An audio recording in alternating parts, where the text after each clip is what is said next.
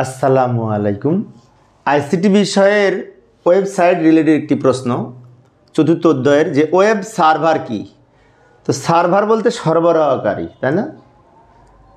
তো এই ক্ষেত্রে ওয়েব সার্ভার হচ্ছে একটি কম্পিউটার, যে কম্পিউটারে তথ্য সংরক্ষিত থাকে।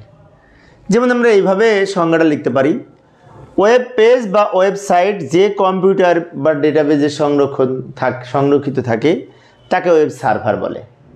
আমি যদি এই মুহূর্তে ফেসবুক দেখতে চাই, তো ফেসবুক আমি সামনে দেখতে পাবো আমার মোবাইলে, তাহলে আমি হলাম ইউজার, আমি হলাম ব্যবহারকারী। এখন এই ফেসবুক কোথাও না কোথাও তো আছে, কোনো একটি কম্পিউটারে হোক, কোনো একটা সার্ভারে হোক বা ডেটাবেজে হোক, আছে তো, যেখানে আছে এটার নাম সার্ভার। তো এই ক্ষেত্রে ব্রাউজারের মাধ্যমে আমরা ওয়েব পেজকে সার্ভার থেকে কম্পিউটারে পর্দায় নিয়ে আসি।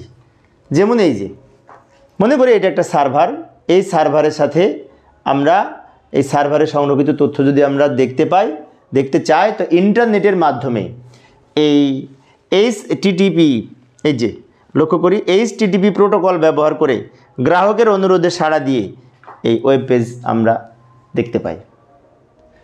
আবারও বলি, সার্ভারে থাকে, তো এই যে ক্লায়েন্ট কম্পিউটার, এটা হচ্ছে সার্ভার কম্পিউটার, আর এগুলো হচ্ছে ক্লায়েন্ট কম্পিউটার, মানে ব্যবহারকারী কম্পিউটার যখন একটি তথ্য চাইবে, দেখতে চাইবে ইন্টারনেটের মাধ্যমে, ওয়েবসাইটে ঢুকতে চাইবে, তখন HTTP কী করবে, এই সার্ভারকে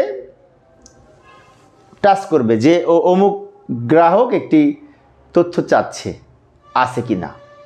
যদি থাকে তাহলে এই কানেক্ট করে দিবে। তাহলে কানেক্টটা করতেছে কে? HTTP হচ্ছে হাইপারটেক্সট ট্রান্সফার প্রোটোকল। এটি দ্বারা ওয়েবসাইটের পরিচালনার যে নিয়ম নীতির উপর ভিত্তি করে ওয়েবসাইটের ডেটা আদান প্রদান করা হয়, এটা হচ্ছে HTTPS। তো যাই হোক, আমাদের মূলত মেন যে বিষয় ছিল সার্ভার কি। তো সার্ভার হচ্ছে ওয়েবসাইট যে কম্পিউটারে সংরক্ষিত করা থাকে তাকে ওয়েব সার্ভার বলে, তাই না? তো এইভাবে আমরা ক নাম্বারের উত্তর যদি লিখতে বলি, উপরেরটুকু লিখলে হবে। আমি আর একটু ব্যাখ্যা দিয়েছি সার্ভার কিভাবে কাজ করে। তো প্রিয় শিক্ষার্থী বন্ধুরা, ইসলামের আজকের আলোচনার বিষয়ে আমি শিক্ষার্থীদের অনুরোধে অল্প অল্প করে আলোচনা করি। আর এই অধ্যায় সৃজনশীল প্রশ্নের লিঙ্ক আমার ভিডিও ডেসক্রিপশনে দেওয়া আছে, সেখান থেকে তোমরা দেখে নিতে পারো। ধন্যবাদ সবাইকে।